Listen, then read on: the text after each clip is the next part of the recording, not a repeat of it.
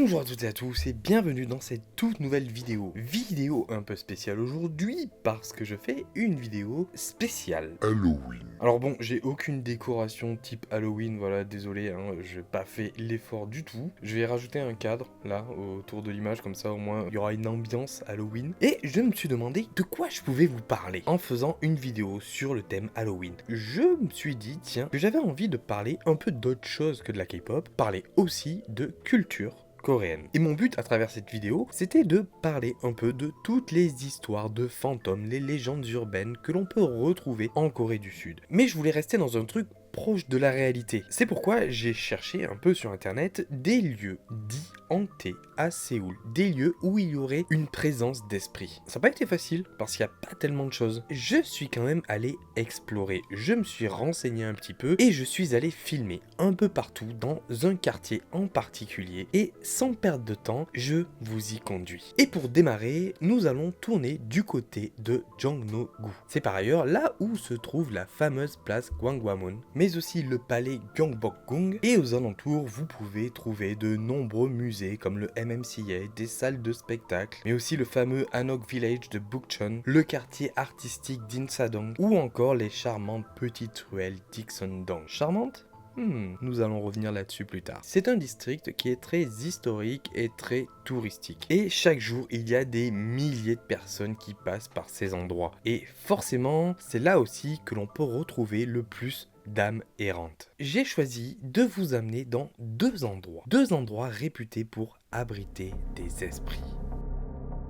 Le carrefour de Sejong.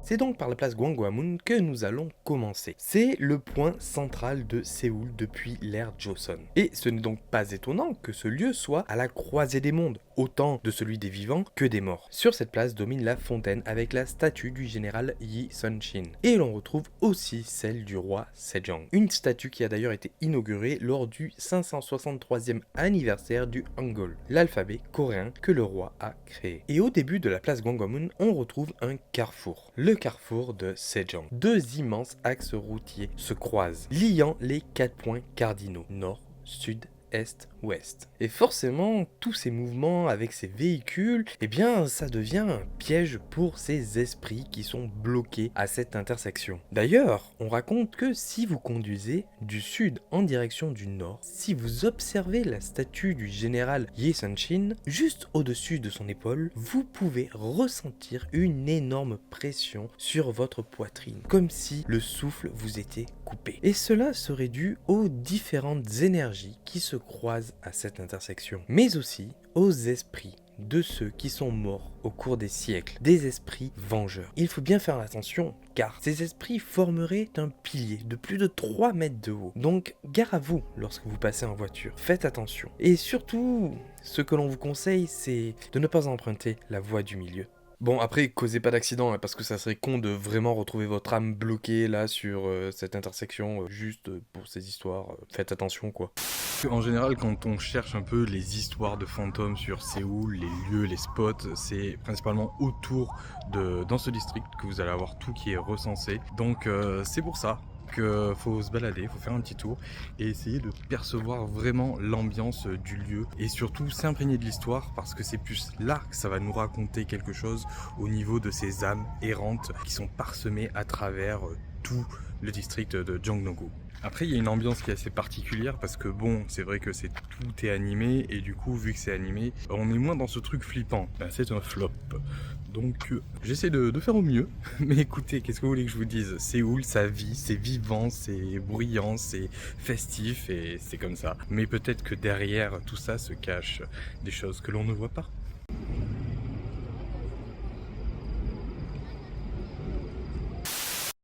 Les ruelles de Jongno-samga.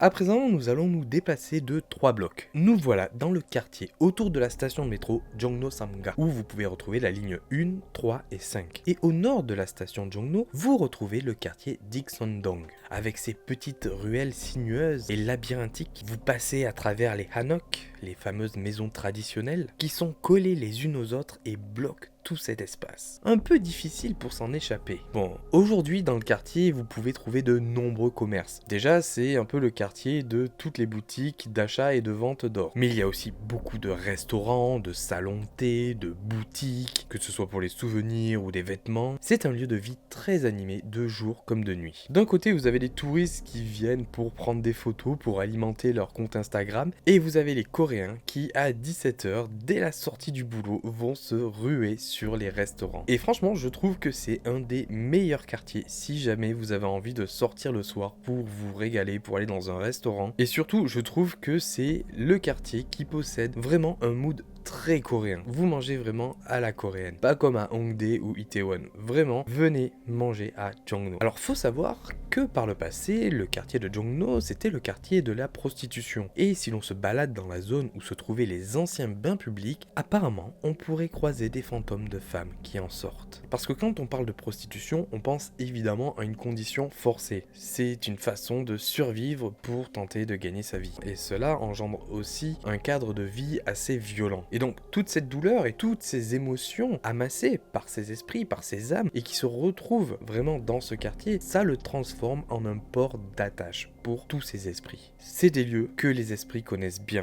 et c'est pour cela qu'ils reviennent pour les habiter ou les hanter. Alors c'est vrai que quand on se balade dans Ixandong, eh bien c'est très joli, c'est très mignon, surtout le soir, il y a plein de petites lumières, il y a plein de belles décorations, c'est vraiment des décors type photo Instagram, hein. Mais peut-être qu'en vous baladant dans ces rues, loin de l'agitation, loin de tout ce qui est lumineux, eh bien vous pourrez peut-être tomber sur des silhouettes qui se cachent dans l'ombre. Vous allez prendre une petite rue et, sans savoir pourquoi, ressentir votre souffle être plus haletant. Ou peut-être que ces esprits, vous les croiserez sans même vous en rendre compte, parce que vous serez trop occupé à admirer ces commerces, à prendre des photos. C'est peut-être là qu'il faudrait revoir ces photos et regarder si, justement, une âme ne s'y baladerait pas.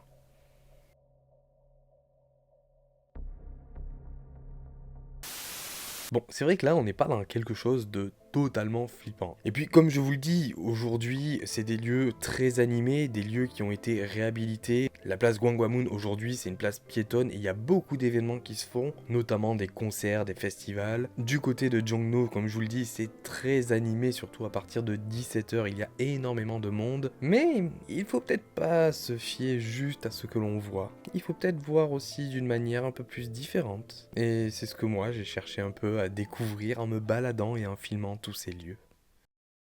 Je vais pas finir là-dessus. J'ai envie de vous raconter une histoire. Justement, une histoire que j'ai trouvée en creusant. Je voulais quand même vous proposer quelque chose d'un peu flippant. En me baladant dans les rues de Séoul, je me suis renseigné sur les quartiers où je suis allé. Et je suis allé dans un quartier qui était quand même assez angoissant le soir. Et justement, je me suis dit, il y a sûrement des trucs qui sont passés là-bas. Et je suis tombé sur un truc. Cette histoire se déroule du côté du Mule Art Village. Et donc, en me renseignant, je suis pas tombé sur un conte, mais un fait divers. Un fait divers qui est teinté de paranormal. Ça, bon, ça vient de témoignages qu'on a entendus. Est-ce que c'est vrai ou non? On sait pas, hein. C'est juste que je trouve ça quand même assez particulier. Surtout quand tu as visité les lieux, le mood est quand même assez étrange après. L'histoire remonte à novembre 1997. Plus exactement le 18 novembre. Ce jour-là, une brume bien opaque s'était déposée sur toute la ville de Séoul. Et ça, toute la journée. Ça n'a pas arrêté. Impossible de voir plus loin que 5 mètres. Et bon, je vous laisse imaginer, quand on est au volant dans ce genre de conditions météorologiques, eh bien, il faut faire attention. Et on roule prudemment, donc on roule lentement. Et qui dit rouler lentement, dit forcément embouteillage, notamment aux heures de pointe. Donc c'est là où il faut faire encore plus attention à la circulation. Donc comme je vous le dis, on voit rien du tout, on voit pas à plus de 5 mètres. Et dans les rues du Mule Art Village, je vous laisse imaginer comme c'est. L'ambiance devait être carrément lugubre. Pour vous faire une petite description, parce que ça sera un peu utile pour comprendre l'effet de l'histoire, Mule Art Village, vous le voyez là sur la map, juste au-dessus vous avez une zone résidentielle et juste en dessous vous avez deux axes routiers qui se croisent. Donc vous avez un carrefour. Mule Art Village, c'est un lieu, si vous n'avez pas suivi ma vidéo d'AMV de K-pop, où vous avez des ateliers de métallurgie qui travaillent le fer, voilà, il y a plein d'ateliers. C'est aussi un quartier artistique, hein, d'où son nom, le Mule Artist Village. Vous avez des artisans aussi qui travaillent le fer, mais plus de manière artistique, hein, pas seulement pour des bâtiments hein, ou autre chose. Hein. Je m'y connais pas trop dans le domaine, hein, désolé. Et vous retrouvez aussi des galeries d'artistes, des cafés, enfin aujourd'hui hein, surtout, vous avez des petits cafés qui ont été aménagés. Mais voilà, c'était un quartier artistique dans Séoul.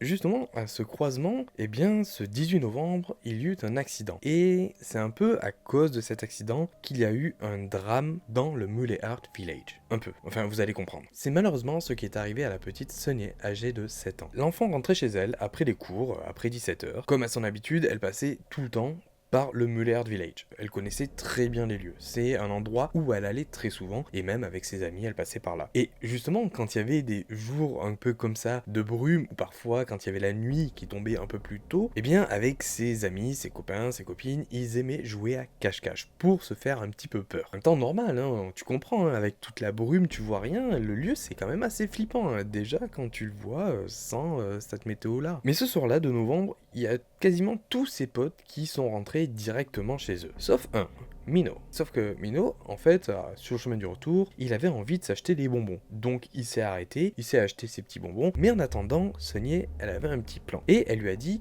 qu'elle allait commencer à s'avancer et qu'elle l'attendait au niveau du Mule Art Village. Donc vous l'avez compris, c'était un prétexte pour se cacher et pour pouvoir tenter de lui faire peur. Et donc Sunny, elle connaît très bien le quartier. Elle connaît tous les ateliers, elle connaît toutes les rues, même justement la rue par laquelle va passer Mino pour rentrer chez lui. Et donc Sunny s'est faufilée derrière le portail d'un atelier dans lequel elle est rentrée. Elle a réussi à ouvrir la porte et elle s'est cachée en attendant que Mino arrive. Sauf que le problème, c'est qu'il y a un gars qui est arrivé avec sa voiture et qui s'est garé juste devant le portail. Mais quand je vous dis juste devant le portail, c'est qu'il s'est collé devant le portail. Et ça, ça va être utile pour la suite. Donc, Sunny attend discrètement jusqu'à ce que la voix de Mino se fasse entendre. Justement, Mino était en train d'appeler Sunny en lui demandant « Sunny, me fais pas peur, je sais que t'es caché, allez, montre-toi. » Voilà, Mino, il était pas très rassuré. Et lorsqu'il est arrivé à son niveau, Sunny a commencé à faire des bruits étranges, à crier, à taper sur des objets en métal, à déplacer des objets, ce qui a fait fuir Mino. Il était terrifié, il s'est barré en courant. Sunny, elle a réussi son coup, elle est contente, hein, très certainement. Et là, en fait, elle a voulu sortir, sauf que elle était bloquée parce que comme je vous le disais, il y a une voiture qui s'est garée juste devant le portail, collée au portail. Et donc l'idée qu'elle a, c'est d'escalader le portail. Donc elle a grimpé sur le portail et malheureusement, elle a glissé et elle est tombée. Mais c'est pas sa chute qui l'a tuée, c'est un peu plus cruel, c'est que justement en tombant, elle a tapé un établi, enfin un endroit où étaient posées des tiges en métal, et en tombant, les tiges en métal sont tombées sur elle, la transperçant. C'est horrible. Alors là, vous vous dites que normalement, avec tout ce raffut, avec déjà les cris qu'elle a fait pour faire peur à Mino en tapant sur les objets et tout ça, plus ça chute aussi parce que ça fait du bruit quand même avec tous ces objets en métal qui tombent, ça a dû alerter des gens, ceux qui travaillaient notamment dans tous ces ateliers, dans ce quartier. Je vous parlais de l'intersection en fait, et que justement, un accident s'est déroulé là-bas et a été en quelque sorte la cause de ce drame. Alors bon, c'est pas la cause de ce drame, mais au final, Sunny, elle a pas été entendue parce que personne n'était dans le quartier. Parce que comme je vous le disais, il y a eu un accident à cette intersection juste quelques minutes avant et forcément c'était un gros accident et ça a attiré les curieux et tout le monde dans le quartier qui ont entendu le bruit sont allés voir l'accident et malheureusement personne n'était là pour aider Sunny. Personne n'a entendu les bruits et n'avait eu l'occasion en fait de venir ou pas forcément l'aider, hein, juste entendre les bruits et se dire genre mais qui c'est qui traîne dans cet atelier, qui c'est qui est en train de faire les cons là, de s'amuser, c'est dangereux ici. Voilà. Il n'y avait personne. Et c'est donc le lendemain que son corps a été retrouvé inanimé, déclaré morte, donc vous vous en doutez. Et ensuite, les habitants du quartier, les commerçants, tous ceux qui travaillaient dans les ateliers, les artisans, tout le monde était touché parce que tout le monde connaissait ces gamins, et notamment Sunny, et c'était horrible en fait de voir ça en fait. Ces gamins qui sont toujours amusés là, il aurait jamais rien arrivé. Et bon, en même temps, c'est des zones de métallurgie, ça reste quand même des lieux dangereux. Donc faut faire attention quand même où on joue. C'est vrai qu'en général, ce genre d'histoire derrière, ça fait naître un peu des contes. contes, des légendes urbaines. On aime à jouer, à se faire peur en inventant des histoires de fantômes. Et donc derrière, il y a même des jeux qui ont été créés, hein. Par exemple le fait de venir jouer le soir dans le Muley Art Village, hein, pour les enfants, et qu'apparemment selon eux, lorsque tu venais jouer à cache-cache, surtout par temps de brume et le soir aussi, eh bien si tu venais à jouer à cache-cache dans le quartier, il fallait très bien te cacher, parce que si jamais tu te cachais mal et que le fantôme de Sonnier venait te trouver, eh bien apparemment elle te faisait mourir de peur. Alors, il y a des enfants qui disent avoir vu Sonnier, mais ils ont réussi à bien se cacher, ils se sont jamais fait attraper, c'est pour ça qu'ils ont pu raconter ces histoires, mais ça encore, c'est des histoires de gamins. Au final, ce qu'on peut plus croire, c'est une autre histoire qui s'est passée juste après, c'est notamment l'histoire de Hyunhwa, âgée de 10 ans. Alors, Hyunhwa, elle n'a pas cherché à jouer à cache-cache comme les autres, non. Hyunhwa, elle voulait un peu se renseigner sur cette histoire, elle était plutôt curieuse, et donc elle a décidé d'aller sur le lieu, dans l'atelier où Sonnier a eu son accident. Et ça, on le sait d'un témoin en fait qui a vu la scène, un artisan qui était dans un atelier juste en face, et il a vu Hyunhwa rentrer dans l'atelier. Sauf que bon, sur le moment, il a pas trop réagi, il s'est dit elle est passée comme ça, elle va ressortir. Et puis, c'est vrai qu'il a mis un peu de temps à réagir, et là où vraiment il a capté qu'il y avait un danger, c'est lorsqu'il a vu Hyunhwa escalader le portail. Pourquoi ?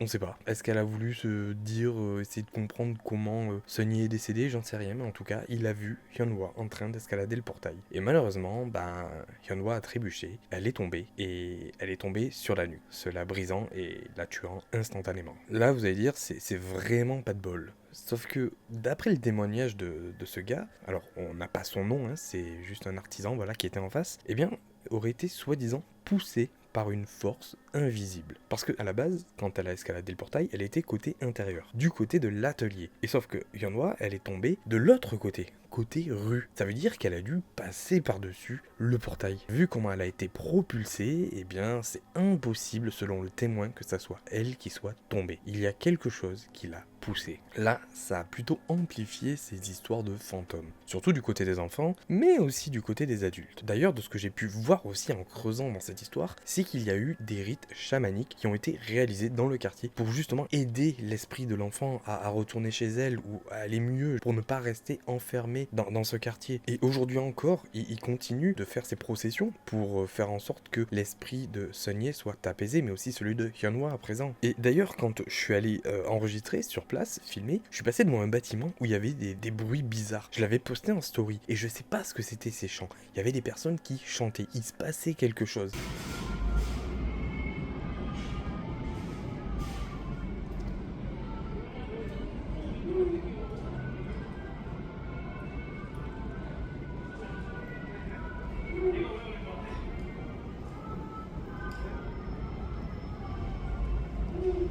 Alors, je ne dis pas que c'est en lien directement avec ces rites chamaniques, non. Mais il y avait un truc, et c'était grave chelou, vraiment. Il n'y a pas que le Muley Artist Village qui serait hanté par le fantôme de Sonnier. Parce que certains disent que, un peu plus à l'ouest, donc à Muledong, c'est-à-dire le quartier, on est toujours dans Muley, hein, mais c'est là plus le quartier d'habitation, là où habitait Sonnier, eh bien son fantôme marcherait le soir dans les rues à la recherche de sa maison. Et d'ailleurs, il y a un vieil homme, Monsieur Beck, qui raconte avoir un soir rencontré une petite fille et il pense qu'il s'agit du fantôme de Sonnier. Monsieur Beck rentrait chez lui, hein, tranquillement, et puis il a vu la silhouette d'une petite fille qui disait âgée de 7 ans, et elle était un peu perdue, elle retrouvait plus sa maison.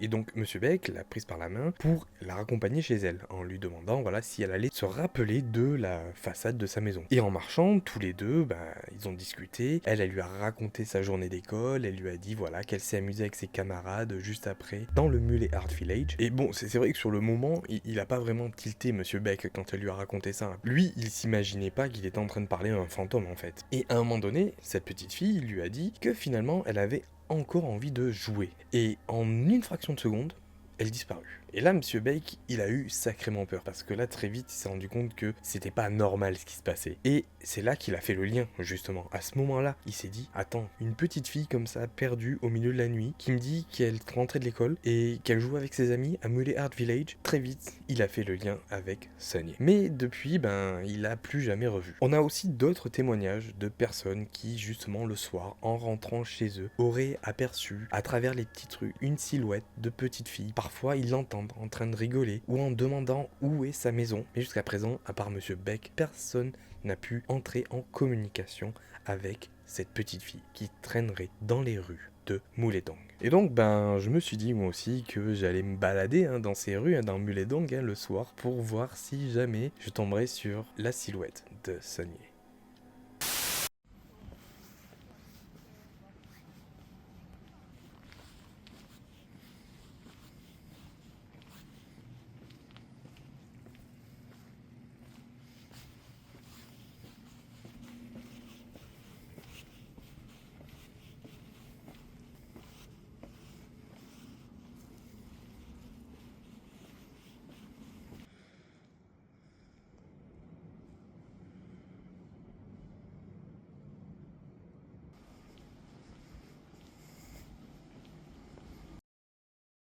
Alors cette histoire, qu'est-ce que vous en pensez? Moi je dois vous dire que c'est du bidon, c'est pas une vraie histoire. C'est une histoire que j'ai juste inventée en m'inspirant justement de tous ces endroits que j'ai visités, notamment la Mouledong. Quand j'étais dans les rues le soir, je trouvais qu'il y avait une ambiance très particulière. Et en fait en baladant, j'avais envie de filmer, mais je savais pas à quoi allaient me servir ces vidéos. Donc je me suis dit, tiens, j'allais inventer une histoire d'horreur. Voilà, tout simplement. Enfin, c'est pas vraiment une histoire d'horreur, c'est plus une histoire paranormale, en me basant sur un fait divers, tout ça. Mais c'était pas pour me foutre de vous, loin de là. C'est juste pour raconter une histoire, essayer de vous faire frissonner ou essayer de, créer une atmosphère un peu particulière en ce soir d'Halloween. À vous de me dire maintenant si l'histoire était plutôt cool. Donc je sais pas ce que vous en avez pensé, si c'est cool, s'il y a des choses à améliorer, si c'est juste nul. Comme je vous le dis, c'est juste pour le divertissement là que je l'ai fait. Mais voilà, je vous rassure en tout cas, tout ce que j'ai dit là, tout ça, j'ai totalement inventé. Voilà, c'est fini pour cette vidéo Halloween. J'espère que vous avez passé un bon moment. Et moi je vous dis à bientôt